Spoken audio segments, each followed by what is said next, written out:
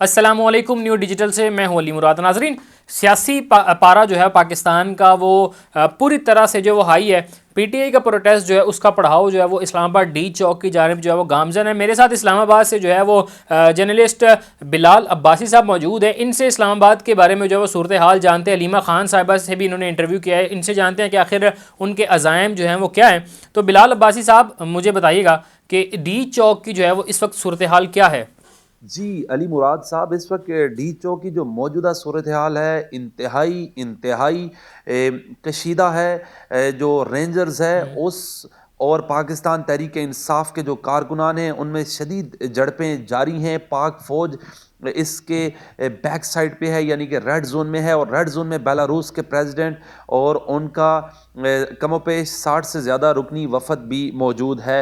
और इसके अलावा दूसरी तरफ बताता चलूँ, सिक्योरिटी के बहुत सख्त इंतजामात थे। इस्लामाबाद को कमोपेश 50 जगह से सील किया था, लेकिन पाकिस्तान तहरीक इंसाफ के कारकुनान बहुत बड़ी तादाद में रुकावटें अबूर करते हुए, हत्ता कि रात को 26 नंबर के मुकाम पर 4 रेंजर्स एहलकार शहीद हुए, 2 इस्लामाबाद पुलिस के एहलकार शहीद हुए। इसके अलावा एक सिविलियन की भी डेथ हुई है। सिक्योरिटी के बहुत ज़्यादा इंतजामात थे, लेकिन पाकिस्तान तहरीक इंसाफ के जो लोग थे उनके पास गुलेलें थी, पत्थर थे।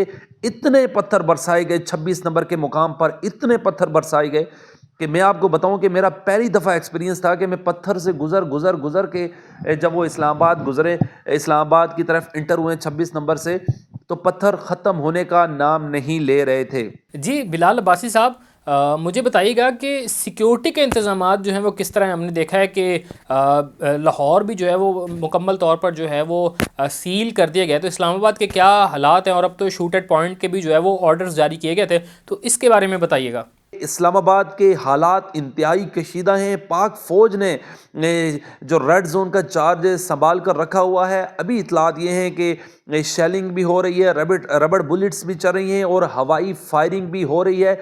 और गुज़श्ता रोज़ जो सिक्योरिटी ज़राए से ख़बर मिली थी कि आर्टिकल 245 के तहत पाक फ़ौज को तैनात किया है इस्लामाबाद में रेड जोन पे ख़ास तौर पर। और देखा जाए तो पाकिस्तान तहरीक इंसाफ के हज़ारों कारकुनान जो डी चौक में इंटर हो चुके हैं, वहाँ से रेड जोन 1 से 2 मिनट की मसाफत पर है। कि हालात क्या बताते हैं कि जो कारकुनान अब से कुछ देर पहले डी चौक पहुंचते हैं, तो क्या डी चौक पहुंच कर जो है वह एहतजाज ख़त्म कर दिया जाएगा, या वहां पर जो है वो दमादम मस्त कलंदर होने वाला है? इसके बारे में क्या मालूमात है आपके पास? पाकिस्तान तहरीक इंसाफ के जो हज़ारों कारकुनान हैं और पीटीआई की क़यादत लाखों का जो दावा कर रही है, वो बिल्कुल डी चौक में पहुंच चुके हैं, और बहुत बड़ी तादाद है, ह्यूज क्राउड है। उसमें ख़वातीन भी मौजूद हैं, बच्चे भी हमने देखे, बुज़ुर्ग उम्र रसीदा लोग भी देखे। कुछ लोगों के पास गुलेलें भी थे, डंडे भी थे, और वो इंटर हो रहे थे। जो पुलिस है, रेंजर्स है, उसके पास पत्थरों का जवाब नहीं है। इतनी बड़ी तादाद में ये पथराव करते हैं, इनके पास बंटे होते हैं, गुलेले में डाल के मारते हैं। अलीमा खान साहिबा से भी जो है वो आपकी बात हुई थी, तो उन्होंने क्या बताया कि खान साहब के जेल में बैठे हुए क्या अज़ाइम है इस एहतजाज को लेके? अलीमा खान साहब से जब मेरी गुज़श्ता रोज़ बातचीत हुई, तो उनका ये कहना था कि हम किसी जो है मुज़ाकरात पर यकीन नहीं रखते। इमरान खान साहब से लास्ट मुलाकात अलीमा खान ने कहा मेरी और उज़्मा खानम की हुई है, डॉक्टर उज़्मा की, लास्ट फ्राइडे को, और उन्होंने यही कहा था कि जब तक मैं आकर ऐलान ना करूं उस वक्त तक धरना ख़त्म नहीं करना। और बुशरा बीबी ने भी यही कैटेगरिकली कहा है कि जब तक इमरान खान नहीं आते उस वक्त तक आगे बढ़ते जाएं। और पाकिस्तान तहरीक इंसाफ के चेयरमैन बैरिस्टर गौहर खान मुझे कंटेनर पर नज़र नहीं आए उनसे, क्योंकि मुज़ाकरात की बात चल रही है। जो तर्जुमान है केपी हुकूमत के बैरिस्टर साहब, उनके बारे में बताया जा रहा है कि वो आज इमरान खान साहब से मुलाकात करने जाएंगे, और मुमकिना तौर पर बैरिस्टर साहब जो हैं इमरान खान साहब से बुशरा बीबी की टेलीफोन पर बातचीत करवा सकते हैं, और जो ये प्रोटेस्ट है इसको संजानी या F9 पार की तरफ भी भेजा जा सकता है।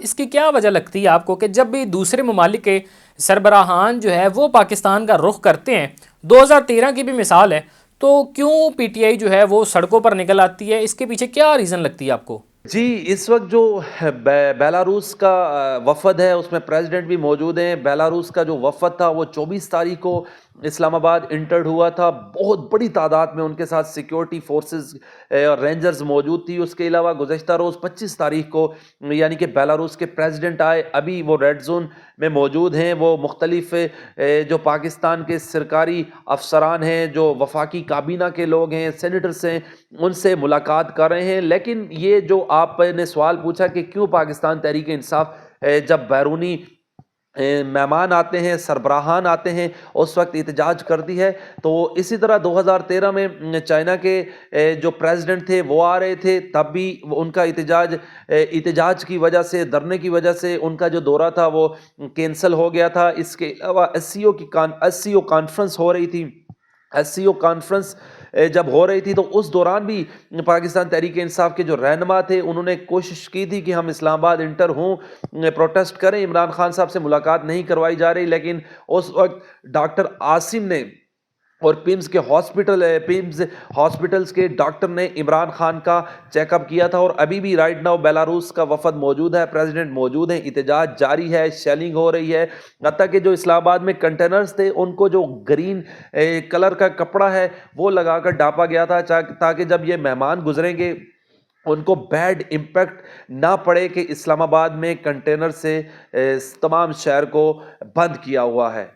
جی ناظرین, تو اسلام آباد سے بلال عباسی صاحب نے ہمیں جوائن کیا تھا, اور یہ جس دن سے جو ہے وہ پی ٹی آئی اسلام آباد کی جانب گامزن ہے. یہ بھی پی ٹی آئی کی جو قافلے کے ساتھ ساتھ جو ہے اسلام آباد کی طرف جو ہے وہ جا رہے تھے, اور تمام تر کوریج جو ہے وہ کرتے رہے. اور انہوں نے جو ہے وہ ہمیں اس وقت جو اسلام آباد اور خصوصاً ڈی چوک کی صورتحال تھی اس کے بارے میں بتایا تھا. اور علیمہ خان صاحبہ, ان کے جو ہے وہ خان صاحب سے ملاقات اور باقی جو روابط تھے اس کا احوال جو ہے وہ ہمیں انہوں نے اسلام آباد سے بتایا ہے.